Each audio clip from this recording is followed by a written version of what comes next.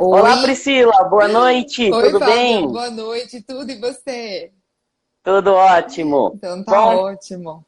então vamos começar aqui, né? Vamos Bom, sim. então, boa noite a todos. Eu sou o Dr. Fábio Rocha Lima, médico patologista, diretor técnico aqui do Artemis Laboratório, e hoje vamos para mais uma live aqui do nosso laboratório. Hoje sobre o tema o Setembro Amarelo, né, que é a prevenção do suicídio, e hoje temos uma convidada muito especial aqui, a doutora Priscila Zempulski, né? A primeira live que eu faço com uma ex-aluna minha, é uma honra para mim ter uma ex-aluna aqui participando comigo. Eu canso de falar que o maior presente para um professor é ver o sucesso profissional dos seus alunos, né? E hoje eu estou com uma aluna aqui participando comigo. Boa noite, Priscila. Por favor, se apresente Boa às pessoas noite. aí, por favor. Boa noite, doutor. Muito obrigado pelo convite. Para mim que é uma honra, nossa, um prazer enorme estar aqui hoje. Fico muito feliz com o convite. Muito obrigada. É gostoso isso, né? Porque a gente assim já se conhece em outros momentos e fica uma coisa legal, diferente, né? Hoje. Uhum. E bom, eu sou médica formada aqui, né, na UFGD. Sou da turma de 2012. Eu fiz psiquiatria no ABC Paulista, num serviço bem grande que tem lá. E fiz psiquiatria da infância e adolescência na Unicamp. Então, eu tenho as duas formações, né? Eu trabalho bastante com infância e adolescência aqui em Dourados. E, bom, amarelo é o nosso mês, né? O mês do que o psiquiatra, assim, tem para dar aquele puxão na galera para falar da questão do suicídio, que a gente sempre fala. A gente enfatiza mais o Setembro Amarelo para falar muito sobre isso, mas é aquele assunto que é para ser falado sempre, né? Aquele assunto para ser falado o ano todo, mas que hoje a gente tem a oportunidade de conseguir dar uma enfatizada um pouquinho maior no assunto, né? Uhum. Que legal. Então, Priscila, vamos começar então. O que é o Setembro Amarelo, né? Da onde veio essa Isso. ideia e qual o objetivo desse mês, né, tão importante aí? Então, o Setembro Amarelo, ele surgiu, na verdade, em 2003, né? Que ele foi o reflexo, na verdade, do suicídio de um jovem chamado Mike M. nos Estados Unidos, em 94. Na verdade, ele surgiu até um bom tempo depois. O Mike M, ele assim, estava muito deprimido, muito doente, e a família não teve, assim, viu, mas não teve esse tato, né, de dar uma atenção um pouco maior, amigos, enfim, e ele acabou realmente se suicidando. E aí, já no velório dele, foram entregues cartõezinhos com a fita amarela, falando se você precisa de ajuda, peça ajuda, a gente vai te ajudar, e coisas desse sentido. Depois surgiu a campanha Yellow Ribbon nos Estados Unidos, né, da fita amarela. E aí, em 2013, é que a OMS realmente lançou o Setembro Amarelo, assim, um mês realmente de prevenção ao suicídio. E o amarelo veio porque o próprio Mike M, ele tinha um Mustang 68 que ele pintou de amarelo, reformou e tal. Então foi uma coisa assim que chamou muita atenção na época, os amigos e tal. E aí foi ficando um amarelo e ficou o Setembro Amarelo, né? Pra gente aqui no Brasil, o Setembro Amarelo demorou um pouco mais, só veio em 2015, mas com o doutor Antônio Geraldo da BP, né? Ele que implantou, mas tem sido assim cada vez maior. Assim, eu consegui acompanhar bem esse crescimento do Setembro Amarelo, né? Eu estava na residência na época. E aí no começo foi aquela coisa um pouco mais, a gente diz assim, um pouco mais tímida, né? Eu lembro que com muito custo iluminaram o Cristo Redentor, iluminaram alguns pontos em Brasília, e hoje em dia não, hoje em dia a gente tem mesmo a campanha, tá? Uma coisa bem maior, e assim, muito importante, cada vez com um crescimento mais relevante, né? Uhum, que legal. Bom, então nós vamos falar hoje sobre suicídio, né? Vamos situar Uhum. o pessoal aí. Qual que são os números, ô Priscila? Quantas pessoas se suicidam por ano, assim, em termos de Brasil, de mundo, né? O quanto que isso tem impacto, né, na sociedade, na vida das pessoas, né? Eu acho das famílias, né? Acho que é interessante Sim. citar um pouco sobre isso no começo da nossa live. Sim, então, assim, a gente fala que a gente tem a questão do histórico de suicídio em idosos, né? A gente tem o histórico de suicídios em jovens, mas a gente tem até o histórico de suicídio cultural, né? A gente tem algumas culturas que têm a questão a gente diz até que endossam o suicídio como uma questão de, por exemplo, de ato de coragem, enfim, né? Questões desse sentido.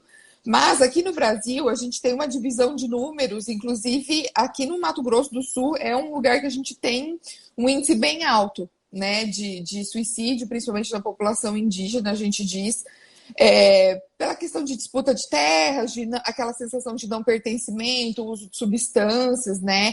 Alguns números legais mesmo que eu acho que a gente tem. No Rio Grande do Sul também vou chamar a atenção, porque a gente tem um histórico de uso de agrotóxicos, que também tem um histórico de influência na questão do número de suicídios. Mas um ponto que eu acho bem legal assim, para a gente dizer é, por exemplo, nas profissões, Fábio, né? Depois a gente volta a falar mesmo dos números, mas, por exemplo, nas profissões, médicos têm 5 vezes mais suicídios do que a população comum. Então, nós somos uma população relativamente de risco, né? Uhum. E dentre eles, os psiquiatras, oftalmologistas e anestesistas, principalmente. Né? E a gente tem, assim, fatores conhecidos, assim, a questão do estresse, a carga de trabalho, né? Mas, assim, dentre outros fatores, é a questão a gente diz, às vezes, até o acesso, né? Por exemplo, anestesistas acesso a drogas, psiquiatras também a questão do conhecimento, né? Então, isso também acaba sendo uma arma na mão de quem não está bem, né? Mas falando um pouco mais também, dentistas também e outros profissionais da saúde também têm um risco mais alto, né? E transtornos mentais também. Agora, falando de números mesmo, a gente tem uma proporção maior de mulheres que tentam o suicídio e maiores de homens que conseguem realmente efetivar. Isso é um número mundial, tá? E no Brasil, mais ou menos uma proporção assim de 9-5, homens para mulheres, sabe? E, assim, a gente até estava comentando antes, em off, né, da questão da pandemia. Então, na verdade, a gente tem vários fatores para a gente conseguir discutir a respeito disso, né? A respeito de riscos enfim, é bastante coisa. Com Né? São coisas certeza. bem relevantes. E eu acho assim, né? O suicídio é uma coisa que afeta demais, né? A família, as pessoas próximas, né? E eu acho que o que a gente mais tem que conversar hoje, né? É assim, quais são os sinais, né? Como que a gente pode perceber que uma pessoa, né? Ela pode estar pensando em suicidar, ou quais os sinais que essa pessoa dá para a gente poder ajudar essa pessoa, né? Porque muitas vezes a gente tem aquela sensação, né? Em casa não vai acontecer, né? Isso é uma coisa que não vai afetar a minha família, não vai chegar aqui, né? E a gente é surpreendido com essas coisas, né? Então eu acho que é muito importante a gente falar um pouquinho disso, né? Quando que as pessoas pensam em suicídio? Quais são essas causas, né? Vamos discutir um pouquinho isso, né, Priscila? Vamos. Então, na verdade, acho que uma coisa que a gente precisa ter sempre em mente é que, assim, ninguém quer se suicidar.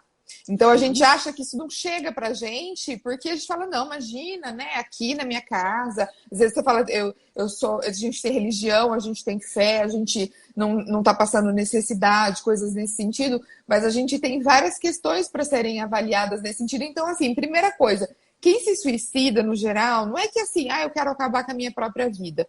No geral, é uma atitude de desespero para acabar com o sofrimento. Então, a gente vê a questão do sofrimento da pessoa, né? Então, coisas que chamam a atenção, em especial mudanças de comportamento. Então, assim, pessoas que estão muito deprimidas ou pessoas que estão muito desesperançosas, que você vê que está desanimado, muitas vezes perde a questão do autocuidado, né? Pessoas que às vezes deixam até emprego ou que não estão rendendo no emprego, deixam de comer, não estão dormindo bem. Então, sintomas depressivos no geral, quadros de ansiedade importante, né? Uso de substâncias muitas vezes também. Então, a pessoa começa a beber mais, a pessoa começa a fumar mais. A gente diz até comportamentos de risco no geral, porque a pessoa geralmente, assim, como já desistiu um pouco, assim, digamos, da vida, então a pessoa muitas vezes ela se expõe. Então, assim, sexo sem proteção, a pessoa se expõe a risco de velocidade, coisas nesse sentido, sabe? Outras coisas que a gente diz que pode chamar muita atenção é, por exemplo, aquela pessoa que parece que está querendo se despedir. Então, assim, desfaz de próprios objetos, às vezes pede demissão, às vezes abandona um curso, às vezes sai do emprego, coisas nesse sentido que você vê que a pessoa está desistindo mesmo, né? Você vê que a pessoa vai desistindo, isso tudo chama muito atenção, né? E o que a gente também fala é nunca duvide do discurso. Tem muita gente que fala, quem fala que vai se matar não se mata, né? Cão que ladra não morde. Isso a gente nunca pode afirmar. Porque, na verdade, nunca a gente sabe exatamente o que se passa na cabeça de uma pessoa e qual o grau de sofrimento dela, né? Então, assim, muitas vezes até a pessoa avisar pode ser um pedido de socorro e ela não está sendo ouvida, né? Aí você fala, mas é só para chamar atenção. Ela pode estar chamando atenção para o próprio sofrimento. Então, a gente nunca duvida, né? A gente não entra por esse, a gente não vai por esse lado, né? Muitas vezes a pessoa realmente pode estar tentando, assim, chamar mais atenção tal, e não vai fazer nada, mas a gente não pode arriscar, né? E outra coisa que a gente diz é, assim, por exemplo, as pessoas falam assim, o fulano já tentou se matar 10 vezes, se ele quisesse mesmo, ele já tinha feito, né? Às vezes a gente ouve esse tipo de discurso. Mas muitas vezes a pessoa ela vai tentando, como ela vê que não consegue nada, ela vai arriscando formas mais graves. E em algum momento, às vezes até pode não ser o desejo 100% dela se matar e morrer e acabar. Mas ela acaba perdendo a mão, a gente diz, né? Então, acaba não dando tempo de pedir socorro, acaba não dando tempo de ter alguma coisa a ser feita e a pessoa acaba morrendo sem o auxílio. Então, a gente sempre diz, se alguém está próximo, está dando algum tipo de sinal, não está bem, ou está tentando alguma coisa, a gente fala, não perde essa pessoa de vista, né? Tente buscar ajuda, ou tente levá-la para uma ajuda, sempre o quanto antes melhor. Você fala, mas eu moro numa cidade pequena, não tenho acesso às vezes a médico, a psicólogo, a profissional específico, né? A gente diz, tudo bem, vai numa assistência social, vai às vezes no médico do posto, vai na igreja, muitas vezes a gente consegue alguma coisa, né? Então, assim, sempre tentar. A gente pede para chamar atenção nessas questões, mudanças de comportamento, casos de depressão grave, abuso de substância, ameaças, né? A pessoa que ameaça, isolamento. E outra coisa também, Fábio, que a gente fala para prestar bastante atenção, é aquela história da melhora súbita, sabe? Você fala assim, nossa, o fulano estava mal, e aí, de repente, está muito bem. Fala, deve ter melhorado. Muitas vezes não, e aí muitas tenta o vezes... suicídio. Isso, muitas vezes a pessoa simplesmente já não está mais sofrendo com a ideia de acabar com a própria vida, ela já se conformou. Sim. Então isso traz até um conforto para ela, né? Porque às vezes Sim. o sofrimento é tão grande que ela está vendo a luz no fim do túnel para ela, mesmo que de uma forma muito triste, muito trágica. Então isso também é uma questão que precisa chamar atenção. Com certeza. E quais são essas doenças? Você falou da depressão, né? Mas que tipo de doenças estão relacionadas ao suicídio? Então, dos transtornos mentais, em especial, a gente fala muito da depressão, dos transtornos de ansiedade, os transtornos de uso de substância, porque a pessoa, no geral, ela perde aquele freio, né? Tem uma impulsividade maior nesse sentido. Então, drogas, álcool, né? No geral. Transtornos de personalidade, porque também tem geralmente essa questão da dificuldade de contenção de impulsos, então a gente também fala. E o famoso transtorno afetivo bipolar, né? Que as pessoas leigamente têm uma visão errônea do transtorno afetivo bipolar, mas o bipolar, ele também faz quadros de depressão muito graves, assim, gravíssimas, muitas vezes com sintomas psicóticos, que a pessoa perde realmente, quebra esse contato com a realidade, né? Então a pessoa acaba tendo quadros, no geral a gente fala da depressão, mas até quadros mistos, quando a pessoa começa a ter um pouco de energia, mas ainda tem pensamentos muito ruins, são quadros graves também, porque daí a pessoa está com o pensamento ruim e melhorou da energia. Então aí ela tem energia para fazer alguma coisa ruim. Então isso também chama atenção. Né? E quadros psicóticos também, né? Seja por intoxicação por uso de substâncias ou, por exemplo, uma esquizofrenia, porque a pessoa tem aquela quebra com a realidade, ou muitas vezes a pessoa ela se vê, quando ela tem uma consciência da questão da doença, ela se vê desesperançosa, em relação a tratamento, perspectiva de vida, isso também acontece, né? Ou, principalmente quando não está num tratamento adequado, né? Ou a pessoa nota que ela tem alguma sequela relacionada ao transtorno, enfim. Então, assim, nos transtornos mentais, no geral, a gente fala bastante, né? Agora, se a gente não for falar só de transtornos mentais, a gente tem, por exemplo, um índice muito alto de suicídio quando a gente faz uma investigação na população idosa, quando aqueles idosos mais isolados, então, por exemplo, que já tem alguns fatores de risco, idosos que são sozinhos, ou viúvos, ou divorciados, que não têm família, que não têm trabalho, e que, no geral, descobrem, por exemplo, doenças graves, né? A gente diz assim, a maioria, eu até vou pecar no número agora, mas assim, boa parte dos idosos que se suicidam tiveram uma consulta médica naquele mesmo mês. Então, por exemplo, descobre um câncer grave ou descobre uma metástase, descobre, assim, doenças que deixam com uma desesperança maior, num quadro de maior desesperança já, porque é uma pessoa mais sozinha, com menos perspectiva. E aí a pessoa, assim, como se desanimasse realmente, né? Então, a gente vê um índice grande até, sabe? De comorbidades clínicas, né? Relacionadas ao índice de suicídio. Outra coisa, Fábio, que a gente tem é o número de suicídios dentro de hospitais. Alô? Oi? Tá me ouvindo? Não. Tinha dado uma cortada, mas já voltou. Tá bem, pode seguir. Tá. Pode seguir. O número de suicídios dentro de hospitais gerais, que é uma coisa que chama também bastante a atenção, chega a ser 3 vezes maior do que na população geral. Então, assim, mas os pacientes? Isso, os pacientes internados? Isso, não. A gente nem diz assim, por exemplo, é população psiquiátrica. Não, população geral mesmo. Né? Até porque, assim, pode ser por uso de substância, pode ser por falta de esperança numa doença mais grave, coisas nesse sentido. Mas a gente vê um número maior. Então, assim, alguns detalhes que talvez nem todos prestem atenção, que precisam ser mais bem revistos, né? Esse fato de idosos é interessante. Nós tínhamos um professor nosso, lá em Santos, um grande mestre nosso lá, né? E ele já era mais idoso também, né? Comentando desse fato. A esposa dele faleceu, né? E depois de um mês ele se jogou do apartamento do 10º andar lá. Ninguém acreditava, todo mundo ficou chocado com a história. Trabalhou no dia anterior, fez cirurgia com a gente lá no hospital. No dia seguinte se jogou do 10º andar lá do apartamento da casa dele.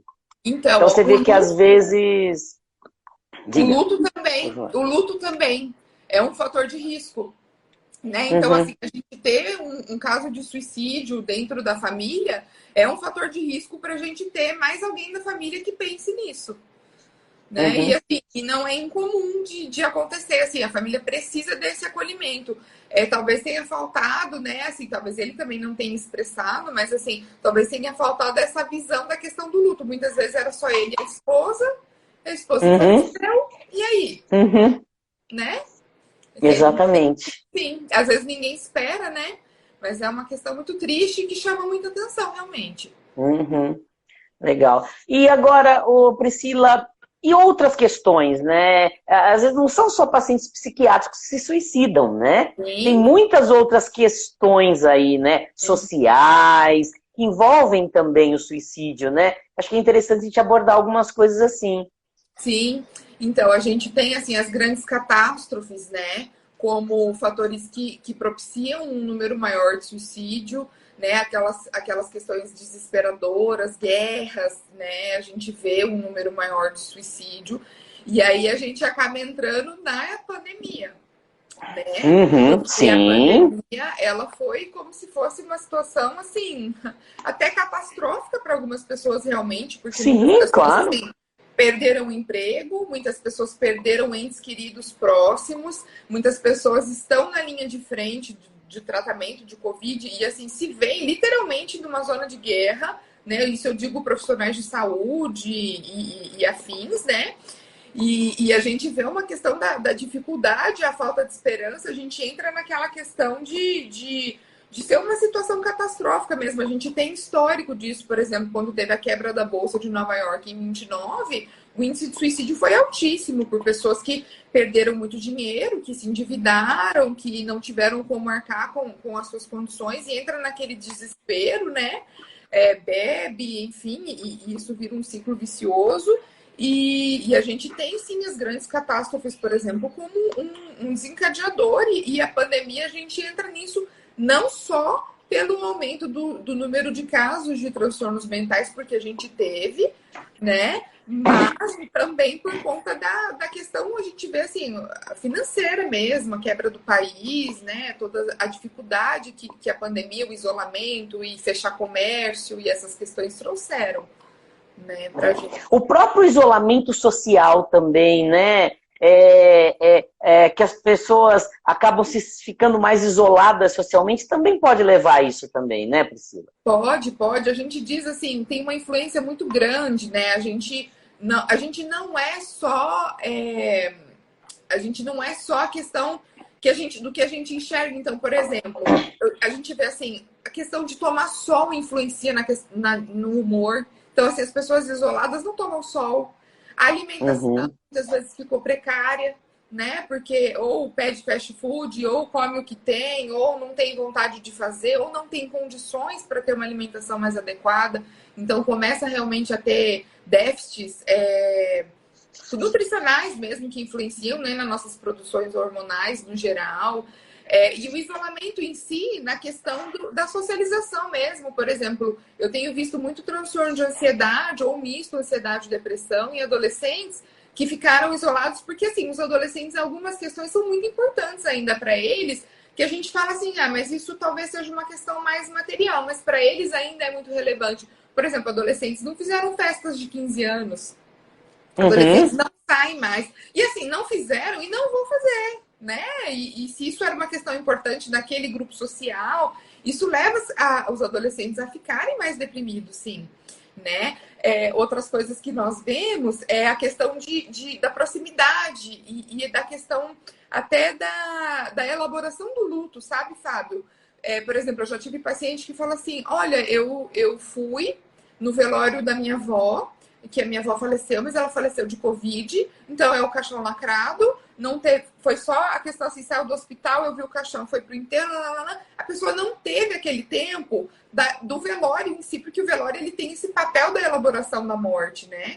E aí a pessoa não teve esse tempo, e aí passa tempo e a pessoa ainda tá naquela elaboração, entende? Então, e isso sim, acarreta numa dificuldade emocional da pessoa conseguir enfrentar aquilo. Ela fala, olha, eu tenho a impressão de que a qualquer momento a minha avó vai vir, mas ao mesmo tempo ela sabe que não vai. Então, algumas coisas que mudaram na nossa sociedade nesse período propiciam uma mudança também no nosso comportamento, né? Então, na nossa questão social. Então, até a gente vê muito aquela questão de assim, ninguém se abraça mais, ninguém se beija mais, né? Malemar se toca, nem toque de mão. Então, isso para o ser humano é importante. A gente é um ser social, a gente é um ser afetivo no geral. Então, assim, é o isolamento junto com todas essas outras questões, né? A dificuldade que a gente tem nessa questão do afeto, isso influencia muito, né? Então, a gente está vivendo uma nova realidade que está trazendo novas perspectivas e até eu diria assim, novos transtornos, né? Porque alguns transtornos a gente está ainda vendo no que vai dar, né? No que vai finalizar, digamos assim.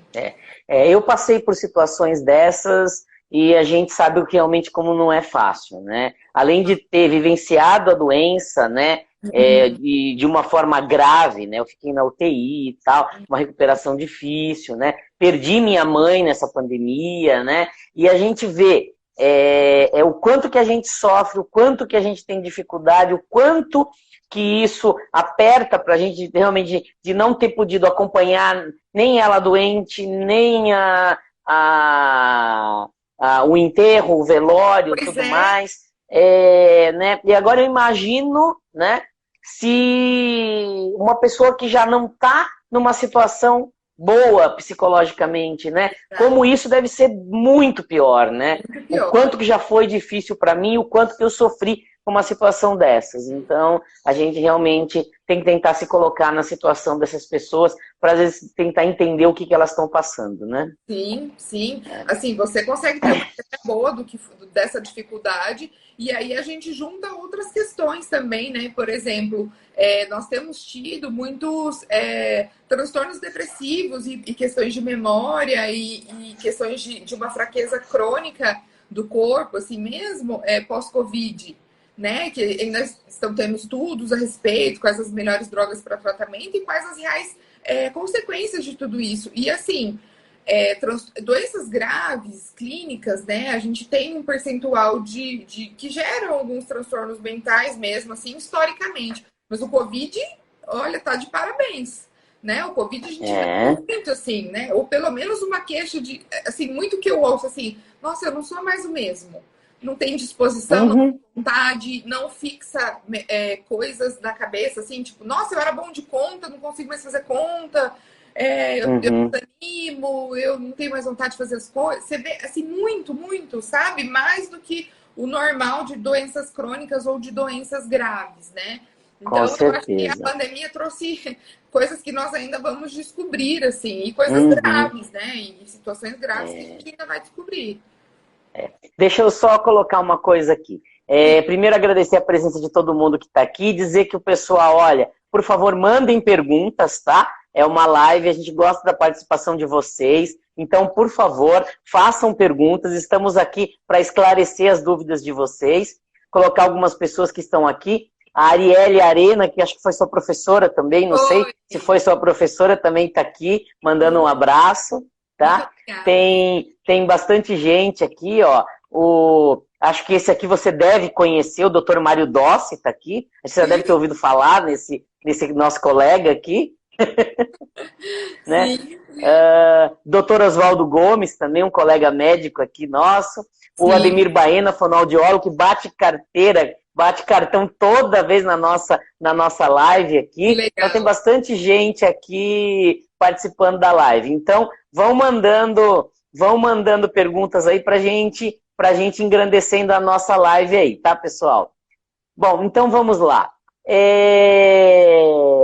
Você trabalha muito com a questão da criança, adolescente, né? Que é uma subespecialidade sua. E a gente tem ouvido falar muito, né? Do aumento de suicídio entre jovens, né? E você vê aí muitas famílias aí assustadas, né? Porque é uma coisa que acho que você espera menos ainda, né? Que uma criança, um adolescente se suicide, né? E o que tem acontecido nesse mundo, né? O que está acontecendo que está levando esses adolescentes a se suicidarem, né? Vamos entrar um pouquinho nessa parte, acho que é muito importante também. Então, Fábio, na verdade, a gente tem um conjunto de fatores, assim, né? A gente começa, por exemplo, nessa questão da pandemia, a gente vê que o adolescente é um ser social, então o isolamento, no geral, atrapalhou muita coisa, né? Desencadeou muita coisa. E aí a gente vê, assim, esse excesso de informação e essa infelicidade que os adolescentes acabam tendo por ver, por exemplo, vidas perfeitas em redes sociais, que não são verdade. A gente entra nisso, né? O adolescente tem muito isso. O adolescente, ele precisa ainda muito daquela questão da aprovação, né? Então, por exemplo, quanto mais curtidas e quanto mais visualizações e quanto mais atenção, isso conta muito, né? Nós temos, sim, ainda a questão do bullying, que é muito importante, que a gente tem campanhas e tudo, mas isso ainda é muito relevante. Hoje em dia, além do bullying, por exemplo, eu vou na escola e sofre bullying, tem o bullying virtual, né? Aquela questão de espalhar fotos, de falar mal. Então, isso é uma questão que a gente vê com uma certa frequência, sabe? De, às vezes, vazar alguma coisa na internet e isso acabar, assim, com a autoestima do adolescente, a gente vê bastante. O uso de substâncias a gente não pode esquecer, porque sempre tem uma porcentagem disso, né? Do uso de drogas, uso de álcool, mesmo na população mais jovem. E a gente tem muito, assim, hoje em dia a gente fala que tem muita gente prestando ao desserviço do auxílio. Então, a gente tem muita música de conteúdo fazendo apologia ao suicídio, fazendo assim, propaganda de como você pode fazer, de como se sentir, de como, sabe? E até esses dias a gente teve até uma campanha da Sociedade Brasileira de Psicologia, se não me engano, a respeito do lançamento de um livro que estava sendo vendido na Amazon de como se matar, sabe? E assim, como pode uma empresa como a Amazon aprovar esse tipo de venda? Né? Assim, qual que é o benefício de alguém com isso? E não era assim, um volume. Tinham vários volumes. Esse que eu vi era do tipo assim, volume, sei lá, 2 ou 3, a artéria carótida. Como que você podia fazer? Nossa Senhora! Assim, coisas específicas, sabe? Assim, de assustar mesmo. Então, Que horror! para uma pessoa que leiga, digamos assim, né? Que já não, porque, por exemplo, talvez não tivesse um recurso, eu digo assim, um recurso de, por exemplo, um acesso a uma informação, a alguma coisa, pronto, deu no que ela precisava. Agora eu sei como fazer de maneira certeira. Então a gente também tem isso, né? Que antigamente as pessoas achavam que, sei lá, vamos dizer assim, se eu fizer tal coisa, nem vou ficar dando exemplo aqui, mas assim, se eu fizer tal coisa, né, eu vou morrer e não morria. Agora, se ela pesquisa ali como fazer de maneira efetiva, ela encontra. E aí ela faz e vai. Então a gente tem essas questões, sabe? Que chamam muito a atenção. Uhum. E deixa eu te perguntar uma coisa que foi muito em voga um tempo atrás e agora a gente não ouve falar mais quase, mas aqueles jogos que falavam, que induzia adolescente a se matar, aquilo foi real ou não? Foi Porque real. fez tanta bagunça nisso que a gente até achou que começou a ter muita fake news. Foi real aquela história, baleia Foi real. azul, aquelas coisas? Uhum. Ah, Foi real. Claro que dentro que disso saiu outras coisas mesmo, é muita fake news, mas aquilo foi real. Esses jogos de uhum, desafio entre adolescentes, a gente ainda tem alguns, então não foi uhum, só essa história da baleia azul, foi uma das que mais chamou a atenção, mas isso aconteceu realmente. A gente uhum, tem ainda que alguns desafios, e isso preocupa, porque assim, geralmente não é nem só para adolescente que já tem um pouco mais de discernimento, é para criança menor. Então, muitas uhum, vezes a criança realmente leva aquilo como uma brincadeira, né? Tem brincadeiras que são passos. Primeiro você faz tal coisa, depois você faz tal coisa, tal coisa, tal coisa, até chegar no uhum. desfecho mais grave. Então, a gente tem, sim. E isso é até uma coisa que eu queria fazer aproveitar, a gente faz um gancho aqui para chamar a atenção, fazer um alerta, que assim, criança e adolescente com celular, computador, o que seja, acesso à informação, tem que ter supervisão. Eles querendo ou não, os pais não podem simplesmente deixar um celular na mão de uma criança e de um adolescente e falar, vai lá pro seu quarto, fica lá e faz o que você quiser, o tanto que você quiser. Isso não pode acontecer. Tem que ter supervisão. A gente vê assim, a gente sempre fala, você nunca sabe realmente quem está lá do outro lado, por exemplo, em redes sociais, em chats, coisas nesse sentido, né? E então, assim, isso já é uma coisa que a gente chama atenção, e para poupar as crianças dessas coisas, porque assim, esses jogos, essas induções, não são coisas sérias, é coisa bonitinha, são desenhinhos bem feitos, são regrinhas de jogos, tem até, eu já recebi até, que eu achei, uma das coisas, das primeiras coisas absurdas que eu recebi era tipo, como se fosse uma tirinha, assim, mostrando com um desenho de uma menininha até felizinha, assim, do tipo, como você se enforca. Você pega uma corda, daí você dá um nó assim, você coloca num lugar, sabe? Então, assim, não é uma coisa. Se você não presta atenção, você fala, é um desenho de uma menininha, né? Não, Uhum. vai muito além disso. Então, assim, supervisão dos pais sempre, sempre, sempre. Mas o meu filho vai ficar Uhum. bravo comigo. Você tá sendo pai. Não deixe de ser pai e mãe, sabe? Precisa. Uhum. O Fábio, a gente está Tá. recebendo Ó, umas perguntas aqui. é isso que eu ia falar aqui, ó. A Nutri Enaile aqui. Quais os sinais de alerta das crianças e adolescentes, doutora? Então, os mesmos para adultos no geral, né? Agora, criança e adolescente, a gente tem muito aquela questão do isolamento, de muitas vezes não querer conversar, né? Mas a gente vê, por exemplo, o adolescente que está mais isolado, muitas vezes está insone, o adolescente que muitas vezes não está querendo comer, ou não está querendo ir para a escola por alguma questão, ou tem alguma mudança de comportamento. Então, era um adolescente super ativo, ia sei lá, interagia na escola, interagia em casa, agora não quer mais, então essa mudança de comportamento chama atenção. Ou você fala, não, era um adolescente tranquilo, uma criança tranquila, agora tá agressiva, tá brava, tudo isso chama atenção para alguma coisa que está acontecendo. Seja uma questão de bullying na escola, seja um transtorno depressivo, seja um transtorno ansioso, tudo isso a gente pede para prestar bastante atenção. E os pais, eles podem, né, se eles puderem, ter essa questão de, por exemplo, entra ali no celular do seu filho, dá uma olhada, vê que site está entrando. Vê com quem está conversando, vê o que está acontecendo, né? Muitas vezes você consegue muita informação disso. Ou muitas vezes tentar na conversa, olha, senta aqui, vamos conversar, o que está acontecendo, né? Assim, o acolhimento e não o julgamento é sempre muito bom, né? Porque a criança que se sente acolhida, o adolescente que se sente acolhido, ele fica seguro, né? Ele não vai, o pai que já vira e fala, isso aí é frescura, isso aí é falta de cinta, é falta de trabalho. Isso não é uma posição que os pais vão ter uma proximidade dos filhos, muito pelo contrário, né? Isso acaba afastando.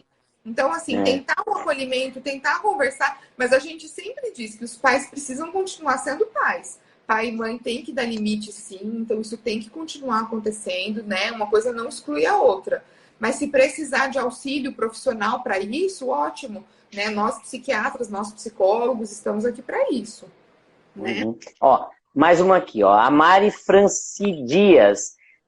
Gostaria de saber se não é falta de conversa, de estar mais presente junto aos filhos, né? Então ela quer saber dessa participação dos pais aí na vida dos filhos, em relação aos né? jogos, talvez, né? Exatamente. Jogos, né? Exatamente, foi essa a visão. Então, na verdade, a gente diz assim, depende muito do que está se passando com a criança e com o adolescente, para a gente poder dizer se é falta de conversa, né? Depende do quanto esses pais são participativos e do quanto esses pais conseguem ter um bom diálogo. Mas a tentativa de diálogo é sempre muito importante, né? É sempre muito, muito positiva. E a presença dos pais também, né? Porque uma coisa que nós temos muito hoje em dia são os pais de corpo presente. Então, aquele pai que senta ali no sofá com o filho, mas fica no celular, o filho fica fazendo outra coisa, e é a mesma coisa que nada, né? Não tem interação, não brinca, não conversa, não tem. Então, assim, isso também não resolve. Então, a presença real, né? Estar presente com os filhos. Mas, assim, fora isso, que a gente chama muita atenção é para a questão de prestar atenção no que aquele filho está fazendo, né?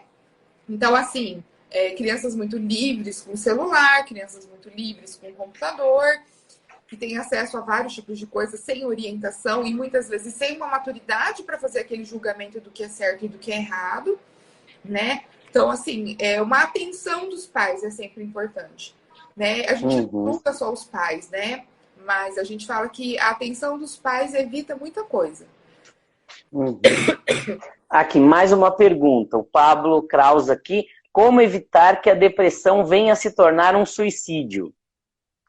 É complicado. Então, no geral, a gente chama atenção para o tratamento, né? E quanto antes, melhor, né? Geralmente, o suicídio na depressão, ele não é uma primeira escolha e ele não é uma coisa que vem rápido, né? Ele é uma evolução. Então, assim, paciente bem acompanhado, com profissionais adequados, talvez um uso de uma medicação, em terapias, uma avaliação da questão do suporte também. Então, porque assim, a gente sempre fala muito dos profissionais, mas a gente tem um papel geral, a gente tem o papel da família, a gente tem o papel da igreja, que a pessoa frequente, né? A gente tem um papel social importante também. Então, assim, nesse conjunto, se tiver tudo bem amarrado, a gente diz, o desfecho para o suicídio é um desfecho mais que não acontece, mas é bem mais difícil, né? Ok, deu uma cortadinha, mas deu para entender. Deu para entender. Foi uma cortadinha bem rápida, não atrapalhou, não. Tá? Deixa eu ver se tem mais alguma pergunta aqui. Acho que nesse momento não. Bom, já estamos chegando aí mais na parte final da live, né? Mas assim, que tipo, uma coisa que eu andei lendo também é o seguinte, né? Tem um tabu aí que fala, não se deve falar, né? Sobre suicídio, né? Porque você estimula o suicídio. Não se deve falar de suicídio com quem está deprimido. Então, isso eu queria que você abordasse também, porque eu acho que isso é importante. Uhum. Então, isso como falar, como abordar. É um tabu. Isso é realmente um tabu. Hoje em dia a gente já chegou à conclusão há muito tempo que assim, falar sobre suicídio previne, na verdade, é um fator de proteção. Então a gente sim precisa falar, né? Muitas vezes a gente tenta, conforme a situação, a gente tenta não falar de uma maneira muito direta, até igual eu falei, não vou ficar dando ideia aqui, né? E realmente, claro. algumas coisas a gente prefere não dar detalhes, mas a gente sim precisa falar, e precisa falar no sentido assim, perguntar, fulano, você tá bem? Você tá pensando em alguma coisa? Como que tá o seu pensamento? Né? Tá se passando alguma coisa ruim?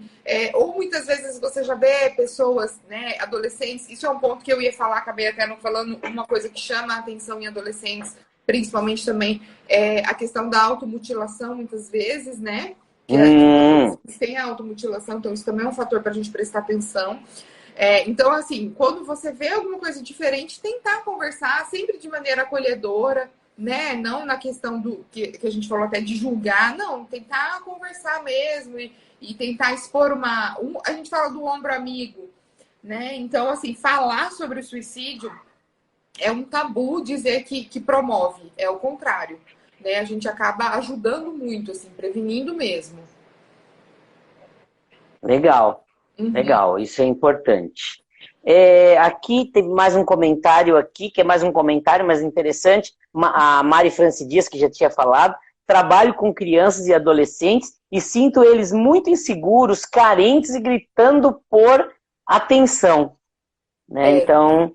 A gente tem muito isso no normal até da adolescência, né? A adolescência é uma fase de uma maior insegurança, porque é a fase do descobrimento, né? É a fase que os adolescentes ainda estão se decidindo, né? A gente fala que a gente tem essas questões. Mas, assim, a gente vê mesmo, muitas vezes, é a questão da falta de atenção mesmo. Igual a gente já falou, tá em casa com os pais, mas os pais estão presentes só no corpo presente, então não tem com quem dividir angústias, não tem com quem tirar dúvidas, não tem com quem se sentir mais seguro, né? Então, tudo isso influencia muito, na verdade, sabe?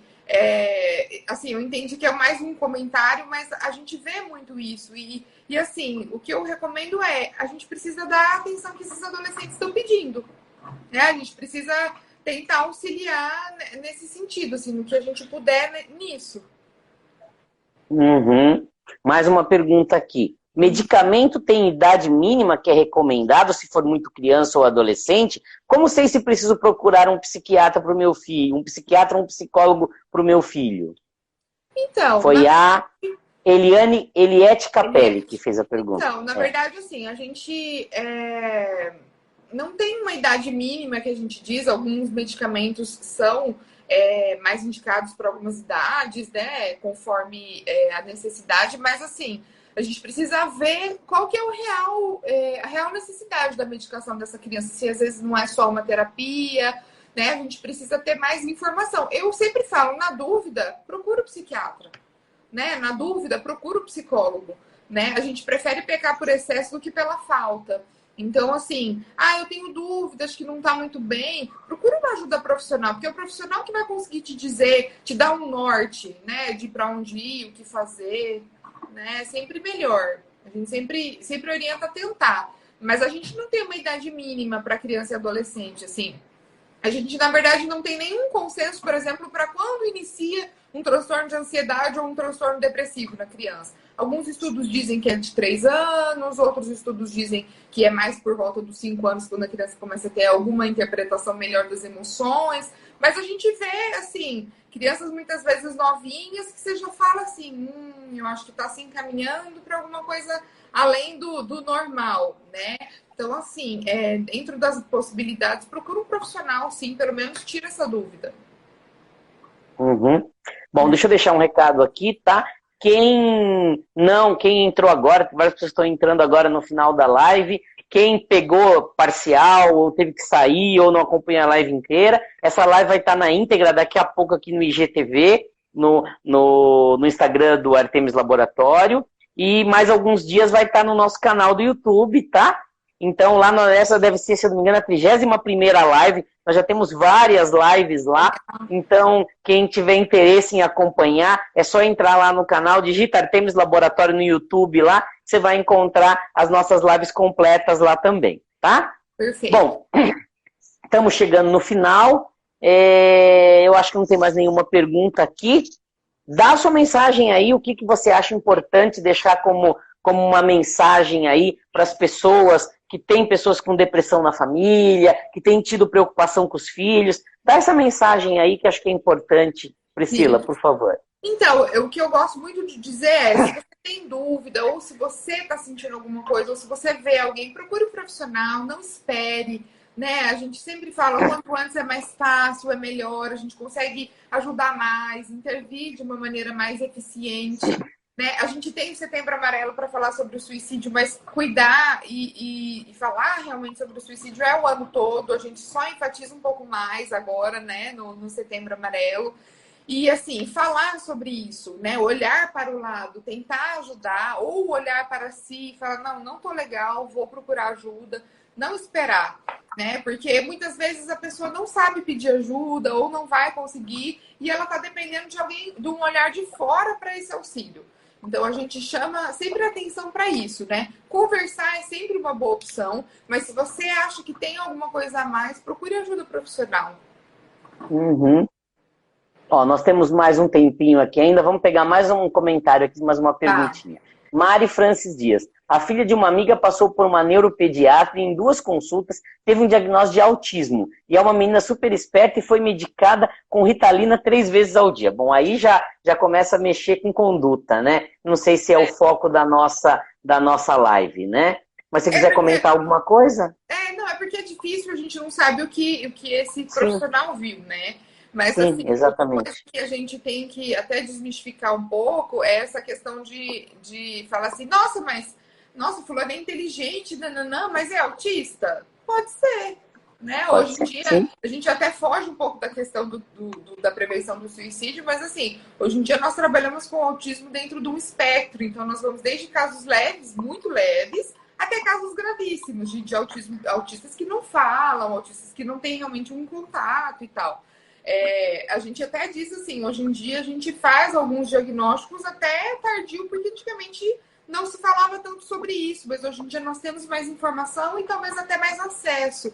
Então, assim, a criança pode sim ser, e a Ritalina talvez tenha vindo a contribuir de alguma forma para o auxílio dessa criança. A Ritalina é uma excelente medicação, quando bem utilizada, né?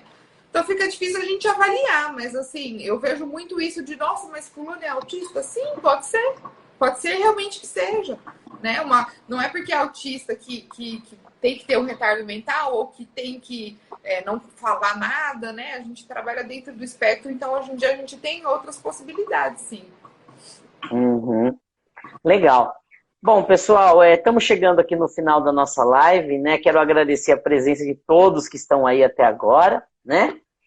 Priscila, por favor, deve ter gente que deve estar interessada às vezes em saber um pouco mais onde você trabalha. Então, fala aí onde que o pessoal te encontra, né? Onde que é o teu consultório, para o pessoal aí que de repente tiver interesse aí em te procurar, né? Tá. Por favor. Fala sim.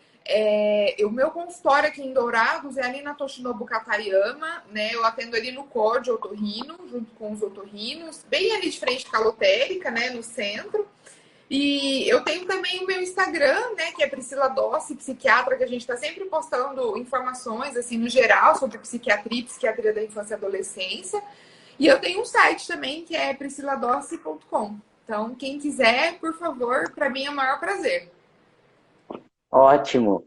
Então, pessoal, eu queria então agradecer muito a presença de todos aqui, dizer que o Artemis Laboratório cumpre esse papel social aí, né, da gente fazer esse trabalho, né, não só de divulgar coisas que a gente trabalha no dia a dia, com exames e tal, né, mas também fazer essa parte social de divulgar as campanhas de saúde que a gente acha importante, né. Então, a gente estava discutindo esse assunto, falou, não, acho que o Setembro Amarelo é um tema importante, vamos colocar, né? E aí fui atrás da Priscila, a Priscila gostou da ideia, né? E ela está aqui com a gente. Então, agradecer demais a tua presença aqui, Priscila, tá? Eu que agradeço.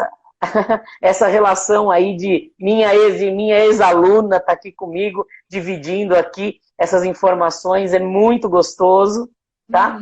E muito obrigado mesmo, tá? Eu que agradeço. Vamos combinar mais vezes.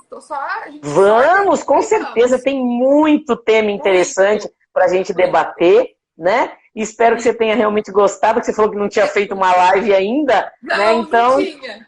Não tinha, adorei. Vamos fazer mais vezes. Legal. Ótimo, que bom, tá? Então, pessoal, ó, obrigado mais uma vez. Tivemos uma boa audiência hoje, tá? Quem quiser assistir, já falei, vai estar agora no IGTV e mais alguns dias lá no nosso canal do YouTube. Curtam lá o nosso canal, acompanhem o Laboratório Artemis. Quem precisar de algum exame, alguma coisa, estamos ali na Hilda Bergo Duarte, 1090, esquina com a João Vicente Ferreira, ao lado do Pax Primavera ali, tá? Estamos sempre disponíveis ali para ajudar no que vocês precisarem. Eu estou lá todo dia, podem me procurar lá no laboratório, tá? Agradecer a todos aí, desejar uma boa noite. Priscila, muito obrigado por essa live maravilhosa, tá? Obrigada, E professor. boa noite, então. Boa tá? noite. Tchau, tchau. Tchau, tchau.